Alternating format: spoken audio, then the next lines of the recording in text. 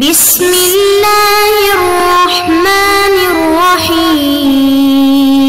اعوذ باللہ من الشیطان الرجیم بسم اللہ الرحمن الرحیم۔ عزیز طلبہ، ہم کتاب کشف المراد فی شرح تجرید الاعتقاد کے حوالے سے گفتگو کر رہے ہیں۔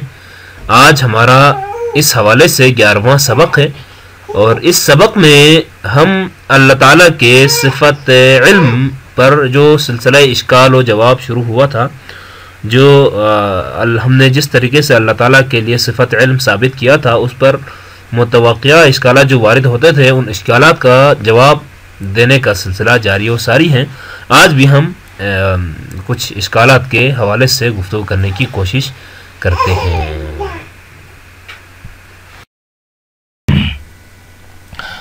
اس استدلال پر یعنی اللہ کی صفت علم پر وارد ہونے والا دوسرا اشکال یہ ہے کہ قال ولا يستدعي العلم صورا مغايرة للمعلومات عنده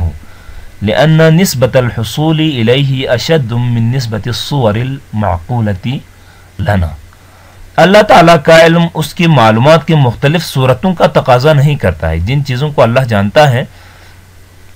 ان معلومات کی مختلف صورتیں ہوں، اس چیز کا تقاضا نہیں کرتا۔ کیوں نہیں کرتا؟ کیونکہ اللہ تعالیٰ کے علم میں آنے والی چیزیں ہماری عقلوں میں آنے والی صورتوں سے بہت زیادہ واضح ہوتی ہیں۔ دیکھیں، ہم اپنی عقل میں کسی چیز کو دیکھ کر، کسی چیز کو پرکھ کر، کسی چیز کے بارے میں 100% تحقیق کرنے کے بعد اس چیز کی جو صورت ہمارے ذہن میں آتی ہے، اس چیز کے بارے میں ہم بڑی واضح سے اور بڑے اچھے سے اپنا جو ہے ادراک کر سکتے ہیں۔ اللہ تعالیٰ اس چیز کے بارے میں اس سے بھی زیادہ واضح انداز میں جانتا ہے۔ اس کی وجہ یہ ہے کہ مثلا ہم کسی چیز کو پہچانتے ہیں، یا ہمارا جو علم ہے کسی چیز پر علم ہوتا ہے، تو ہم اپنے حواس کے ذریعے سے پہلے اسے دیکھتے ہیں، اسے پرکھتے ہیں، اسے محسوس کرتے ہیں۔ اس کے بعد ان معلومات کو ہم اپنے عقل میں بھیجتے ہیں، پھر ہماری عقل اس کا کوئی فیصلہ کرتی ہے، تو ہم اس کے حوالے سے ہم کسی چیز کو جانتے ہیں۔ مثلا اگر آپ کسی بالکل سیدھی سڑک پر آپ کھڑے ہیں، تو جہاں پر آپ کھڑے ہیں آپ کو ایسا لگے گا، آپ کی آنکھیں ایسے بتائیں گی کہ یہ سڑک آپ کے پاس کشادہ ہے، اور جو یہ سڑک دور جائے گی وہاں پر آپ کو بالکل باریک نظر آئے گی۔ لیکن آپ آگے بڑھیں تو جہاں پہنچیں گی جو آپ کو باریک نظر آ رہی تھی یا تنگ نظر آ رہی تھی، وہاں پر وہ بھی اتنی ہی کھلی ہے۔ مثلا اگر 30 فٹ کی اگر سڑک ہے تو وہاں بھی وہی 30 فٹ ہی ہیں، لیکن ہمیں وہاں دور بڑی چھوٹی چیز نظر آتی ہے۔ اسی طرح ہم روزانہ جس سورج کو دیکھتے ہیں، یہ سورج ہمارے نظر میں ایک ٹکی سی ہمیں نظر آتی ہے، ایک چھوٹی سی چیز نظر آتی ہے ہماری آنکھوں سے، لیکن ہم وہاں جائیں گے، اگرچہ ہم دیکھ تو رہے ہیں، سمجھ تو رہے ہیں کہ یہ سورج ہے، پہچان بھی رہے ہیں، علم بھی ہے، سب کچھ ہے، لیکن ہمارے عقل میں اس کا جو تصور، جو نقشہ آتا ہے، وہ یہاں سے کچھ اور ہے، اگر وہاں پر حقیقت میں اس کے نزدیک جائیں تو اس کا کچھ اور نقشہ ہوتا ہے۔ جبکہ اللہ تعالیٰ جن چیزوں کے بارے میں علم رکھتا ہے، اللہ تعالیٰ کے علم میں کوئی ایسی بات نہیں ہے کہ کوئی دور سے کچھ نظر آئے، نزدیک سے کچھ نظر آئے، پہلے کچھ نظر آئے، بعد میں کچھ نظر آئے۔ لہٰذا اس جملے کا مطلب یہ ہے کہ اللہ تعالیٰ ہر چیز پر علم رکھتا ہے، تو اس کا تقاضا یہ نہیں ہے کہ جس طرح ہمارے ہاں تقاضا ہوتا ہے، ہماری عقلوں میں آنے والے صورتوں کے مختلف جو ہے صورتوں کا تقاضا ہوتا ہے، یعنی کوئی بھی صورت، کوئی بھی چیز آپ کے ذہن میں، آپ کی عقل میں آتی ہیں تو اس کی مختلف صورتیں ہوتی ہیں، لیکن اللہ کے علم میں کوئی ایسی چیز نہیں ہے، مختلف صورتوں کا تقاضا نہیں کرتا ہے۔ اس اشکال کی مزید وضاحت اس طرح ہے کہ علامہ حلی فرماتے ہیں، یہ در حقیقت مختلف ماہیات پر اللہ تعالیٰ کے علم کی نفی کرنے والوں کا اعتراض ہے۔ یعنی بہت سارے لوگ ایسے ہیں جو اس کائنات کی مختلف ماہیات پر کہتے ہیں کہ اللہ کا علم نہیں، اللہ علم نہیں رکھتا ہے۔ اس اعتراض کا محصل کیا ہے؟ وہ کس بنیاد پر کہتے ہیں کہ اللہ کا علم ان ماہیات پر نہیں ہے؟ ان کے اعتراض کا محصل یہ ہے، علم یعنی معلوم کی وہ مکمل صورت جو عالم کو حاصل ہوتی ہے۔ آپ کے سامنے کوئی چیز ہے، اس کے بارے میں آپ جانتے ہیں، تو جو کچھ بھی اس کے بارے میں جانتے ہیں اس چیز کو آپ کہتے ہیں علم، یعنی وہ چیز سامنے ہے، آپ یہاں پر ہیں، اس چیز کے بارے میں آپ جو کچھ بھی جانتے ہیں، یعنی وہ مکمل ایک خیالی صورت یا ایک مکمل جس کے بارے میں آپ تحقیق و تفحیص کرنے کے بعد جو کچھ آپ کو سمجھ آتا ہے، وہ جو سمجھ آتا ہے اس کو ہم علم کہتے ہیں۔ ٹھیک ہے، اگر اللہ تعالیٰ اپنے سوا دیگر ماہیات کا عالم ہے تو لازماً ان تمام ماہیات کی صورت اس کی ذات میں حاصل ہونی چاہیے۔ اس کائنات کے مختلف اجرام فلکی ہوں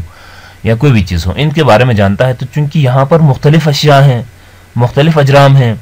تو ان کی ماہیت جیسی بھی ہے تو وہ ماہیت اللہ تعالیٰ کو حاصل ہونی چاہیے. اگر ان کے بارے میں جانتا ہے تو یہ ماہیت کیا ہے؟ اللہ کو حاصل ہونی چاہیے. اگر ایسا ہے، یعنی ہر چیز، ہر ماہیت کی صورت اگر اللہ تعالیٰ کو حاصل ہے، تو اس کا لازمہ یہ ہے کہ متعدد ماہیات کی طرح اللہ تعالیٰ بھی متعدد ہوں. یہ ان کا ایک استدلال ہے. جس طرح کائنات میں ماہیات متعدد ہیں، مختلف قسم کی ماہیات ہیں، اگر وہ ساری ماہیات اللہ کو حاصل ہیں تو یہ تو نہیں ہو سکتا کہ ایک ہی ذات کو وہ ساری ماہیات حاصل ہوں، بلکہ ہر ماہیت کے مقابلے میں الگ سے کوئی خدا ہو. اور یہ بھی لازم آئے گا کہ اللہ تعالیٰ ہی اپنے آثار کا فاعل، قابل اور محل قرار پائیں. ان ماہیات کو دیکھنے کے بعد ان ماہیات کا علم رکھنے کا اگر آپ دعویٰ کرتے ہیں تو یعنی اللہ تعالیٰ چونکہ اپنے آثار کا فاعل ہے، ان کو انجام دینے والا بھی ہے، اور یہ انجام دے کر کہاں رکھیں، ان کو قبول کرنے والا بھی ہے، اور خود محل بھی ہے خود سے، یعنی چونکہ ذات کو حاصل ہے تو خود ان ماہیات کا محل بھی ہو. اور یہ بھی لازم آئے گا کہ اللہ تعالیٰ کی کوئی ذات نہیں، بلکہ اس پر وقوع پذیر ہونے والے مختلف حالات کے ذریعے پہچانے جانے والی کوئی ذات ہے. اللہ تعالیٰ کو الگ سے کوئی ذات نہیں قرار دے سکتے،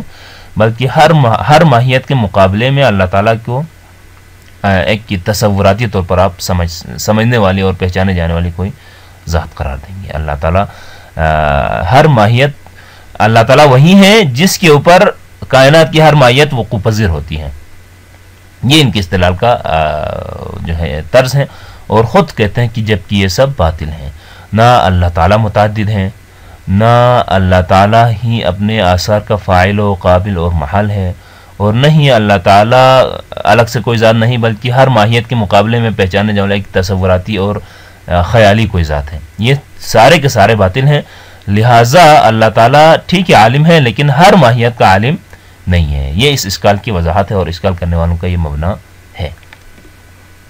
آگے دیکھتے ہیں کہ علامہ اس کا خواجہ اور علامہ اس کی کیا جواب دیتے ہیں. جواب: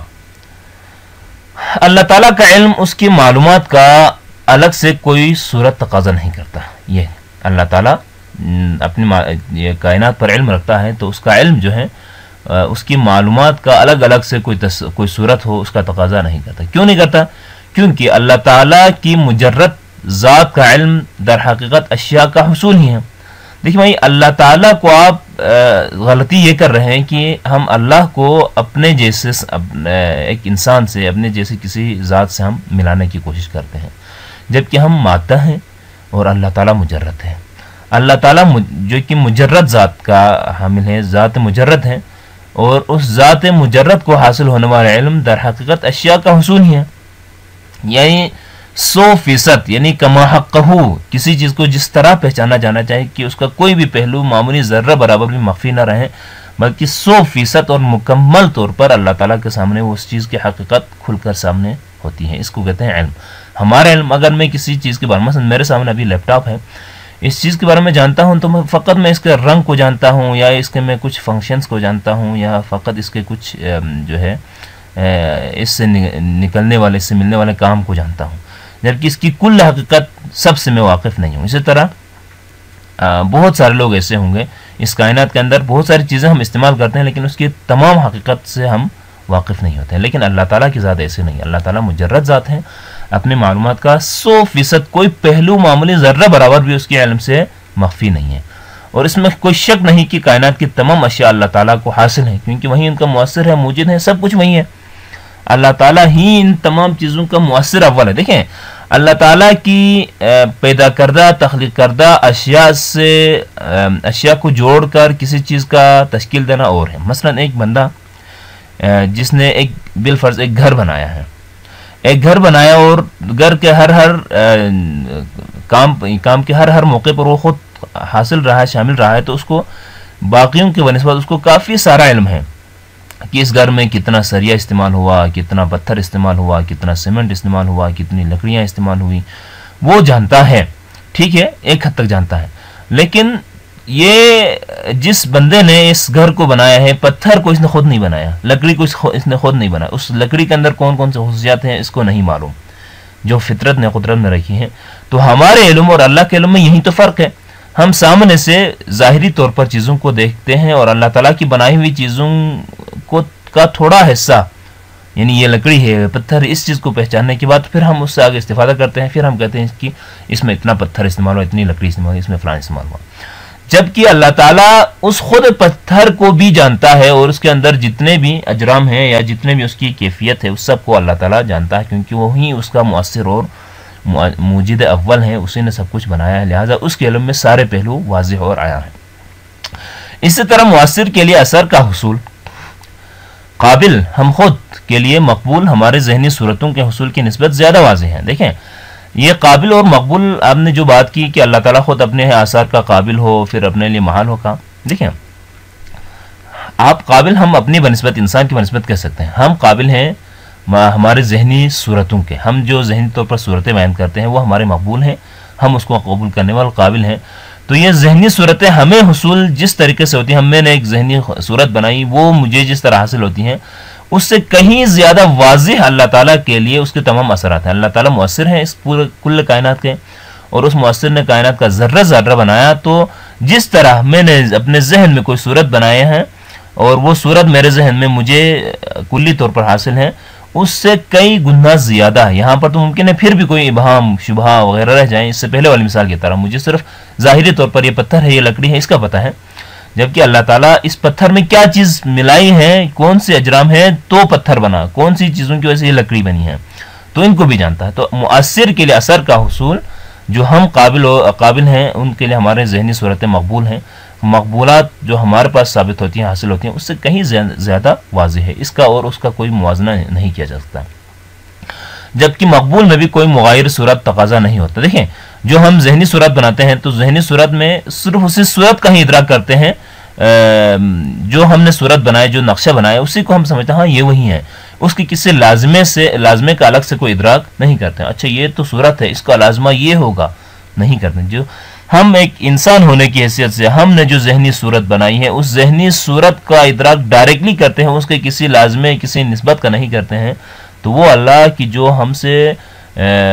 بہت بہتر یعنی اور ہر حوالے سے بہتر اور 100% اپنے اثرات کا جو اپنے اثر کا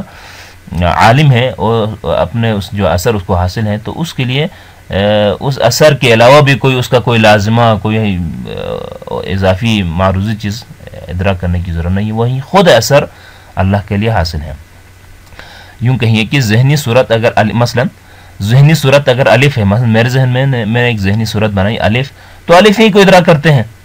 اس کے لازمے کے طور پر اس کے علاوہ کسی اور چیز کو نہیں۔ الف ہے تو اس کا مطلب یہ ہے کہ اس کا لازمہ یہ ہوا، ادراک نہیں کرتے ہیں۔ میں نے ذہن میں الف کا تصور کیا، الف ہی میرے ذہن میں آ گئی، تو میرے جیسے ہمارے جیسے ایک یعنی ناقص علم رکھنے والے ایک قابل یعنی اپنے معلومات کو قبول کرنے والے، اس کے پاس جب کوئی دوسرا ادراک نہیں ہوتا ہے تو وہ مؤثر جو 100% اپنے اثر پر علم رکھتا ہے اس کے لیے تو یقیناً اس کی کوئی دوسری صورت نہیں ہوتی ہے۔ اسی طرح جب ہم خود اپنی ذات کی طرف نگاہ کرتے ہیں، یہ بھی ایک دوسری مثال ہے کہ اگر ہم اپنی ذات کی طرف نگاہ کرتے ہیں تو اپنے علاوہ کسی اور مغایر صورت کو نہیں دیکھتے۔ مثلا میں بحثیت اپنے آپ کو ایک انسان کے طور پر دیکھتا ہوں تو اپنے بارے میں فکر کرتا ہوں، تو ہاں یہ تو ٹھیک ہے جس کے بارے میں جانتا ہوں، لیکن اس کا لازمہ یہ ہے کہ کوئی اور وجود کوئی ہستی ایسا بھی نہیں ہوتا ہے۔ جب ہم کسی صورت کا ادراک کرتے ہیں تو بذات ہی صرف اسی ہی کو درک کرتے ہیں، اس کا لازمہ کسی اور صورت کو درک نہیں کرتے ہیں، کیونکہ اگر ہر ذہنی صورت کے ساتھ اس کی مغایر کسی صورت کا تصور کریں تو یہ ایک لامتناہی سلسلہ ہوگا، ہر صورت کے لیے ایک مغایر صورت، پھر اس مغایر صورت کے لیے ایک اور صورت، ٹھیک ہے۔ مثلا ابھی میں نے اپنے بارے میں سوچا تو یہ تو میں ہوں، لیکن اس کا لازمہ یہ ہے کہ کوئی اور صورت ہو، تو پھر وہ صورت بھی تو ایک صورت ہے نا، اس کے لیے بھی کوئی مغایر صورت ہونی چاہیے، اس کا دوسرا، پھر تو اس مغایر صورت کی کوئی تیسری مغایر صورت، اس کے لیے پھر چوتھی مغایر صورت، یہ ایک لامتناہی سلسلہ ہوگا جو کہ ناممکن اور محال ہے اور باطل ہے۔ اس چیز کو ہم پہلے ہی استدلال میں ہم باطل ثابت کر چکے ہیں کہ تسلسل کا سلسلہ جو ہے یہ درست نہیں ہے۔ بس اللہ تعالیٰ اپنے اثر پر علم رکھتا ہے اور اس کے لیے کسی مغایر صورت کے بغیر بھی اپنی ذات کا بھی علم رکھتا ہے اور اپنے اشیاء کا بھی علم رکھتا ہے، اپنے اثرات کا بھی علم رکھتا ہے۔ اللہ تعالیٰ اپنے بارے میں جانتا ہے تو ڈائریکٹلی اپنی ذات کو جانتا ہے، کسی اس کے لازمے کو جاننے کی ضرورت نہیں ہے۔ یہاں ہم ایک اور نتیجہ بھی اخذ کر سکتے ہیں، وہ یہ ہے کہ چونکہ اللہ تعالیٰ کی ذات ہر موجود کے لیے علت ہے اور اس کا اپنی ذات پر علم رکھنا اس کے آثار پر علم رکھنے کی علت ہے۔ اللہ تعالیٰ یعنی اس کائنات میں جو کچھ بھی ہے تمام موجودات کے لیے اللہ تعالیٰ کی ذات علت ہے، اللہ تعالیٰ ہی کی وجہ سے ان ساری چیزوں کو وجود ملا ہے۔ اور اللہ کا اپنی ذات پر علم رکھنا در حقیقت اس کے آثار پر علم رکھنے کی علت ہے، یعنی اللہ تعالیٰ اپنے آثار پر بھی علم رکھتا ہے کیونکہ وہ اپنی ذات پر علم رکھتا ہے، یعنی گویا اللہ کا اپنی ذات پر علم رکھنا اس بات کی علت ہے کہ وہ اپنے آثار پر بھی علم رکھتا ہے۔ اسی طرح اس کی ذات اور اپنی ذات پر علم رکھنا، اس کی ذات اور اس کی اپنی ذات پر علم رکھنا، یعنی اللہ تعالیٰ کی اپنی ذات خود ذات خداوندی اور اللہ کا اپنی ہی ذات پر علم رکھنا اعتباری طور پر دو چیزیں ہیں، یعنی اعتباراً ایک اللہ کی ذات ہے، پھر اللہ کی ذات اپنی ذات پر علم رکھتی ہے۔ یہ اپنے اوپر علم، اپنی ذات پر علم رکھنا یہ بھی ایک الگ اعتباری طور پر ایک الگ حقیقت ہے، الگ شے ہے، لیکن حقیقت میں ایک ہی چیز ہے، اس میں کوئی دوئی نہیں ہے۔ اعتباراً آپ کہہ سکتے ہیں کہ اللہ تعالیٰ اپنا عالم ہے، اللہ تعالیٰ کی ایک ذات ہے، پھر وہی ذات اپنی ذات کا عالم ہے، اپنی ذات کے عالم ہے، اور وہی ذات اس کی معلوم بھی ہے، تو اس اعتباراً اس کو دو کہہ سکتے ہیں لیکن حقیقت میں ایک ہی ہے۔